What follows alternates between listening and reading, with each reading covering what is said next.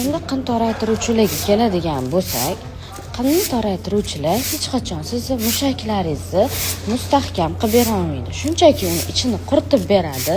Birozgina qinni ichki devorlari ishishi mumkin. Ya'ni devorchalari po'st tashlaganga o'xshab almashadi. Ya'ni yengillanishi mumkin, ammo u hech qachon sizni mushaklaringizni siqtirib bera olmaydi. Например, eringiz sizni turmush o'rtog'ingiz yaqinlik vaqtida sizdan siqib berish so'rayapti. Lekin siz uni umuman siqishni bilmayapsiz. Naborot, kuchani hosil qilyapsiz. Bu vaqtda nima bo'ladi? Sizda opusheniyalari zo'rayib ketadi. Keyin yana bir gap, qizlarjonlar. Ko'pchilik spiral bilan vakuum qilib bo'lmaydi deyshadi. Qizlarjonlar, spiral bilan jinsiy aloqa ham qilish mumkin emas. Chunki jinsiy aloqa vaqtida spiralni ko'chib ketishi, joydan chiqib ketishi, tushib qolishi mumkin.